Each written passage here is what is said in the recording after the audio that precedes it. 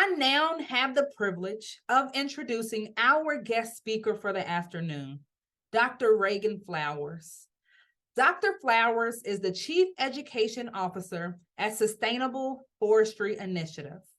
At the conclusion of Dr. Flowers' presentation, and if time permits, we will take questions. Dr. Flowers, I will now turn it over to you. So just want to first just say what an honor it is to be here with you. It's my first conference, and it's probably the first conference for many other women here today. And what a joy, and I hope that it's the first of many more to come. And it's been insightful to listen to the other ladies as they have spoken here about their experiences of what what things are like for them and in this space. And so I want you guys to know that we are incredibly honored to be a sponsor, one of the many sponsors here.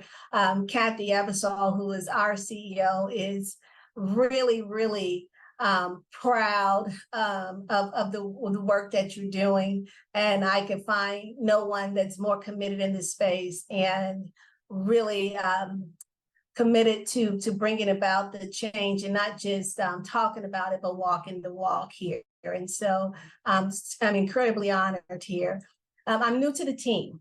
And so new to this space. I've been working in STEM education for quite some time, and I've been so inspired by what ladies are sharing here because our stories are so similar. Our paths are so similar. And it's so unfortunate that we share so many of the same stories and we have so many of the same experiences, currently at this present time in the world that we're living in. But, I want to give a little personal anecdote inspired by some of what was just shared, that in this space of leadership, sometimes, we're not looked at and we're looked over.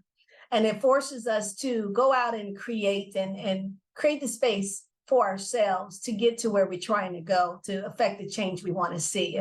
And that can be a heavy lift. And with my story, to just give a little bit of a glimpse of the journey to leadership, is I started as a classroom teacher.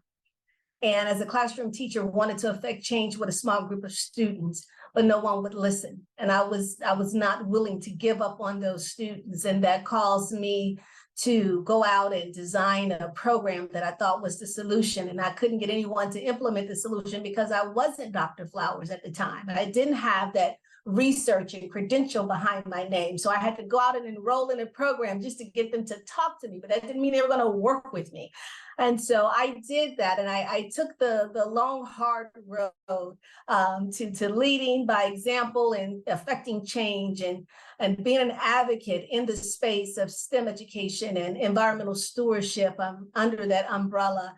And it's been a very interesting and dynamic road, but quite an amazing journey of so many awesome experiences and so many incredible people that I've had the fortune of working with and pouring into me and my development to help me affect change and to work with me collaboratively in this space. And so it's really amazing for me to be in this seat to be able to affect change even at a larger scale. And so that is what I am working towards with advancing the work we're doing in environmental education with career pathways and with forest literacy.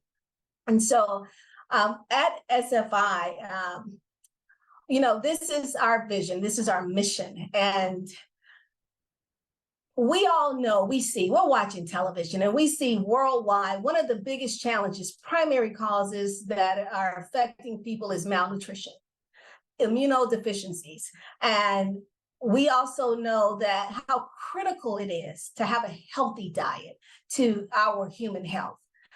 And we know that in part, largely, our forests, they serve as the direct source of that for nutritional food, for medicinal plants, and for sterilizing our water. And that is why SFI envisions a world that values the benefits of sustainably managed forests. And so it's a mission and a vision that we're living by, and that we're waking up and we're doing the heavy lifting every day to bring about this change, not just in our own backyards, but across the globe. And so in doing this, the only way we can do it is by supporting our communities.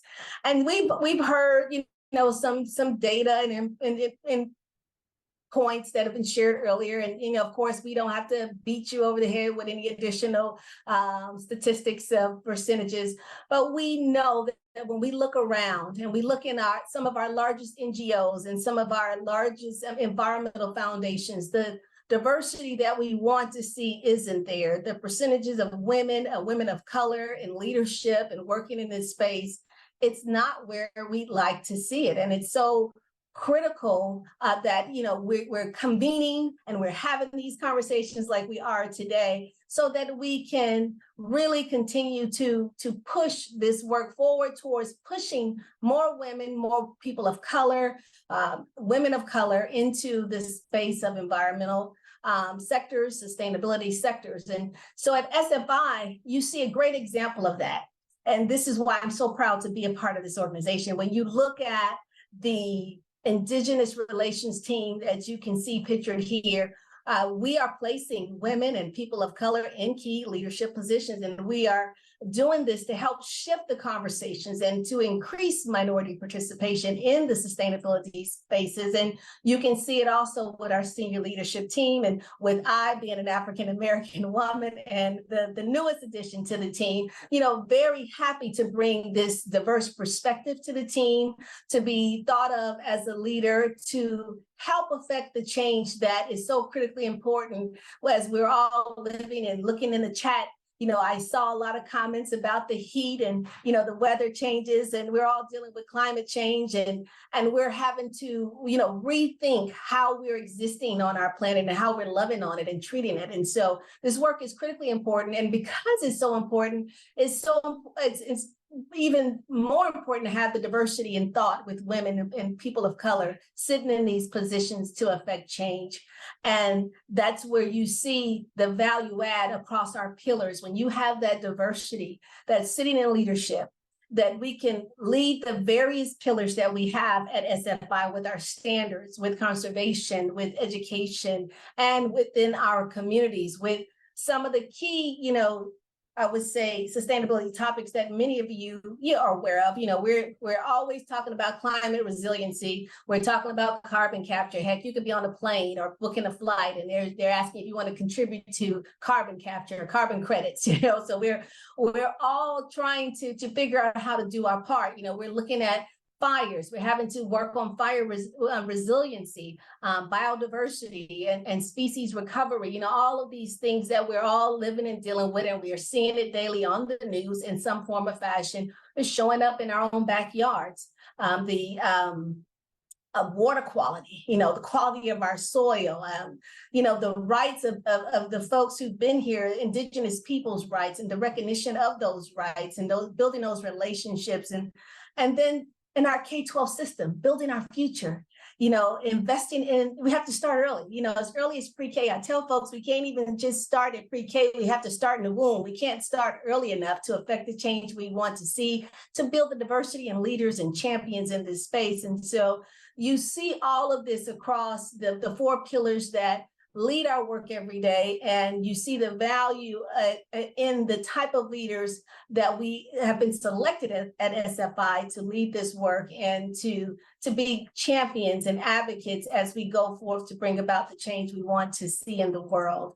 And so in my space as Chief Education Officer, this is where I'm living, with education, with forest literacy and career pathways. And so, we do see trees and forests as the windows on the world. And so we live that, and we live that through education and all of our efforts, whether it's through the production of, the books and webinars and training that we do for teachers, whether it's around micro-credentialing, of educating young adults to go out and find opportunities and be prepared to lead in spaces where we have a great, tremendous growth with green careers and green opportunities.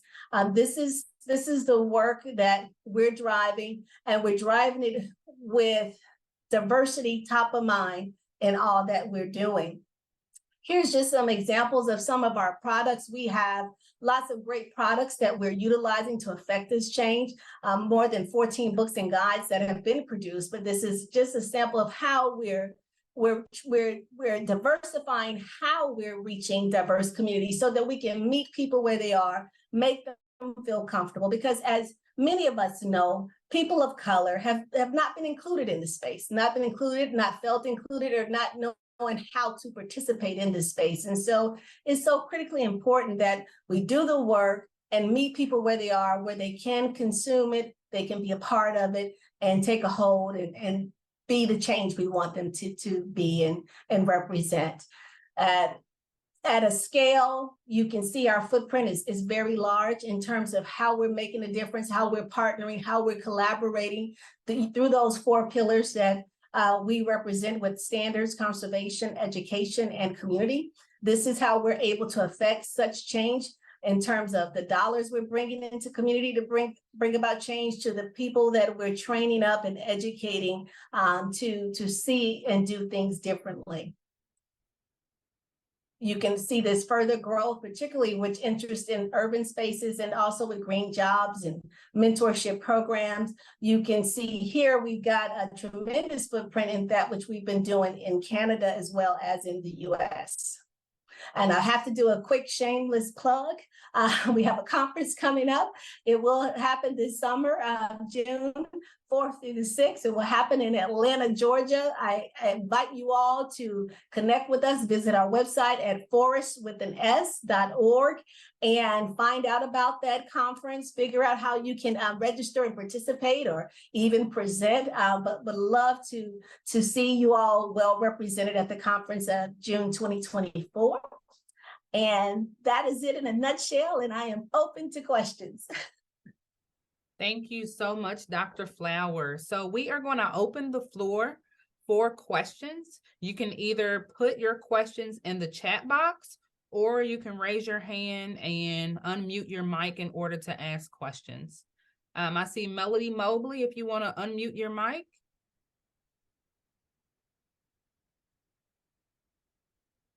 Hello, Melody. Hi, I'm so sorry I couldn't get my mic to unmute. Thank you so much. Thanks to all of you for your presentations today. And Dr. Flowers, you know I'm just your greatest fan. I am so, I'll just say into you. I don't know what else to say. You really impressed me so much. I wanted to know if you know off the top of your head the percentage of African Americans throughout your organization, because I was really impressed by the materials you showed and the percentages at the end of your presentation. Do you know off the top of your head, or am I asking something you're going to get back to me on? Well, I will definitely have to get back to you on it because my number is going to be so off. But what I would say, when you talk about the number, and I need clarification, when you talk about the number of minorities in our organization, are you talking about that we affect through that, say, 1.5 million, or with the work within our organization at SFI? I'm specifically interested in people within your organization, not in your staff, in all of SFI, a percentage. Because when I get those figures from the Forest Service, USDA, it's always very low, but the percentage of Black employees is Melody, right behind white women. Yeah, so if you could get that number to me, I'd appreciate it. And what do you think that says for your organization? I was looking at your leadership team. Absolutely. Thank you. So, and I'm going to kind of go back up to that slide with our leadership here, our senior leadership team. And so you are spot on. So I just did a little, my number is wrong, Melody, but I'm going to give you the best close number that I can do with my own mathematics. And I'm a scientist, so not a mathematician. So let's put that disclaimer out there. But I'm thinking we are probably, in terms of minority employed with our organization, we are less than 1% is what I'm thinking. And so what's exciting is, of course, my addition to the team, right? and Right. and the change that we can affect there. And we've got some great things on the horizons that we're going to be doing in the urban forest space. And so Yes. that's going to create opportunity for us to diversify even more. And Yes. so we're looking towards that. So I don't know if that answers your question, but as best I could with my science background and my calculator. It does, and it helps a lot, because something that I've been facing since I left the federal government, I was with the Forest Service 28 years. And since I've come out, I work with nonprofits a lot.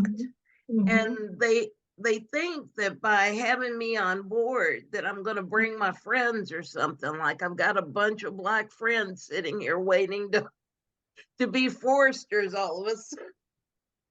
And you can't, just by hiring one African American person, that doesn't bring in a flood of Black people. It's a great first start, but it's got to be everybody's job to diversify.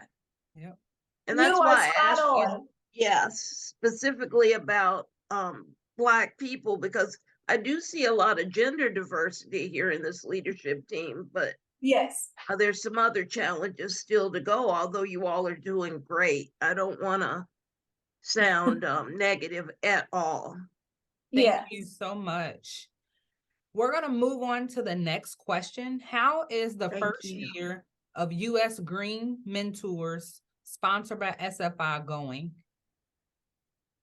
Thank you. So great question. We're in our first year, as has been pointed out, and we actually just finished working on our work plan to report out the data there. And I'm going to see if I'm trying to escape here. I'm going to stop sharing my screen. So let me start there. So, and then I'm going to see if I can grab some quick data while we're here talking. Because I'd like to speak, directly to that. But as a first year program, and from my time here, it's been brief, but with a bright future ahead, that it's great coming out the gate in terms of the numbers and where we started, because we are building this from the ground up. And as you all know, you're building the plane while you're flying it, right? And so, but I'm going to see if I can pull up some percentage data here for you guys. And if there's another question while I'm pulling up that document, I can answer that if I can, and then I'll come back once I have this document open. Okay, perfect. So the next question is, how long has SFI had an Indigenous people group or focus? Wow, that's another good question. Let me tell you, Paul Robitaille has been with the SFI, of course, long before and I would say this work, of course, largely has been led and started in Canada. And it's definitely, we've done some great things with Indigenous peoples and Native Americans here in the US. But I can't tell you how long that program has been in play, but that is an awesome question. And unfortunately, I know that metric will not be on the document that I'm looking at.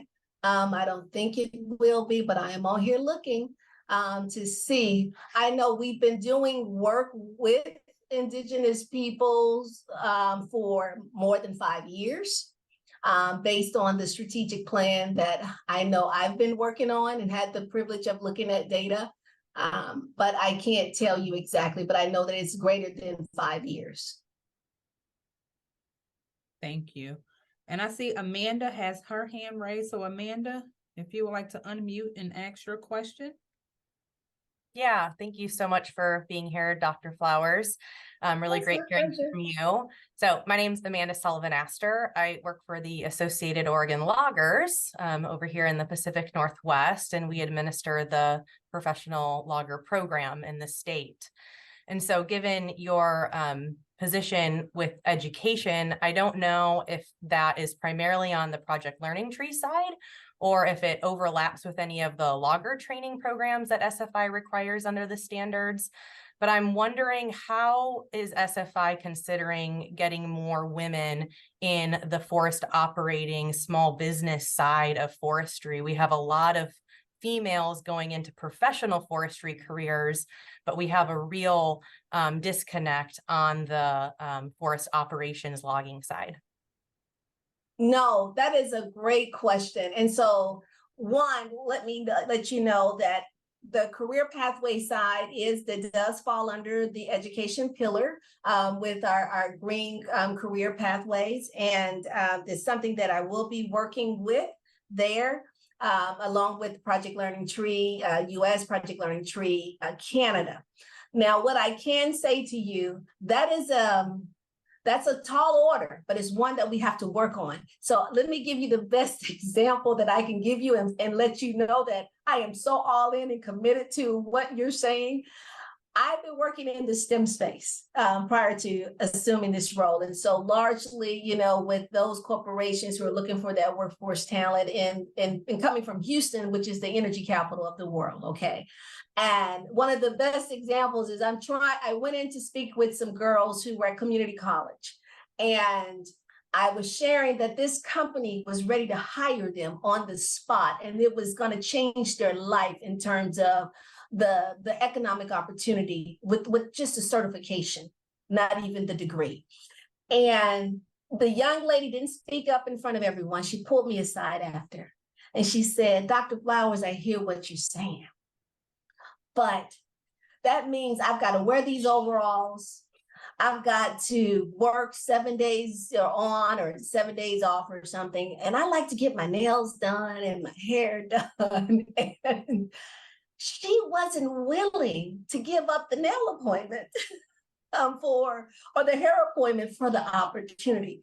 So it's a little bit of work we have to do sometimes with women around mindset and around them understanding how to manage both worlds and how incredibly important it is. And so that's when I say it's a tall order. That's just a big heavy lift. There's so much we need to do there. That's not all of it, but there is a need. But sometimes with women, it's just it's not as sexy to get them out there. I was that girl doing her own oil changes and tune-ups on the car. I wanted to see how things worked and operated. I don't mind doing that type of work, building, constructing. But to get our women and girls comfortable with that, we have to start early, and to get the return on our investment later. And sometimes when we're getting them mid-career, say 18, and in that young adult space, there's a lot that we're having to work through mentally, emotionally there to get them into that space. But as I sit in this seat, you got me, I'm committed to doing the work necessary. Yeah, and I'll just follow up quickly and just say, we're a member of the American Loggers Council as well. And so thinking about how historically we've catered a lot of our materials and outreach to the audience that is most likely to receive those jobs is not doing us any favors, right? As far as trying to get more females into this space and into this specific part of the sector. And so yes, I'd be committed to working with you guys and others to see what we can do there and try to transition how we do those communications as well. So Amanda, it sounds like I'll be following up with you because you're going to be serving on this advisory committee that we're going to be putting together. So I've got a virtual room full of witnesses. So we're going to sign you up. Thank you for your service in advance. Yeah, and I know Nadine. I know she's on here too, so I'm sure you can get my contact. Oh, she's chiming in. Absolutely. And we have time for one more question. And so Rosalie, I see your hand. And so I want to give you the time to ask the question. Thanks so much. Just a real brief question. I would just like a little bit more clarification on the, and it's great to have SFI as a sponsor for the Women's Forestry Congress, at least for this session. I don't know exactly, how much further that goes, but in terms of the SFI implementation committees, just trying to understand what the Green Mentoring Program, Project Learning Tree, and then potentially this relationship with the Women's Forestry Congress. What does that look like? Are these just 3 separate projects and entities that we, and I'm thinking about it from a capacity of them being involved on the board for the California SIC. How would we reach out to these entities and programs, and what's the way that you guys would like to see them interacting? So I want to make sure I understand your question. You're making sure you're understanding how does Project Learning Tree, career pathways, forest literacy, are those three separate entities or are they one? Is that Not necessarily entities, but programs at least. programs? And, Yes, yes. So they're like, yes. Mhm. They're like, you can say programs or pathways, absolutely, but they all fall under the education pillar. And so it's like putting on different hats for different pathways, but under the same education pillar, if that makes sense. And so if you were going to reach out about any of those programs, you could definitely start with me, as, leading the education pillar. And if I can also jump in, thanks, Reagan and Rosie, great question. I'll just add to what Reagan said to say that, it's all part of, so all of this work, of course, is under the SFI umbrella. And I think one of the things we've been working to do is make sure that all our programmatic work is reaching a variety of different audiences. So for example, the PLT work has traditionally maybe reached the educator network, but we want to make sure all of the forest products companies and those that participate in SFI implementation committees or beyond are aware of those resources and opportunities. They can use them within their own companies, within their own work that they're doing in their communities. So, we really try hard to kind of bridge those and say, hey, are you all over here aware of this work over here? And just bringing that work together, and vice versa. We know so many of the companies that serve on our committees can be mentors, can be employers for green jobs. So it's really bridging that. And, we have more to do for sure, but really want to just make sure we're thinking about how best to do that. Thank you for the clarification. That helps a lot. And they're great programs, so I appreciate it. Thank you. Thank you all so much. And so Dr. Flowers, thank you so much. And it's great to see that you have joined SFI and the work that you're doing. So thank you for joining us and look forward to seeing you at more events. Thank you. I appreciate this opportunity and I'm looking forward to continuing to be a part of this amazing work.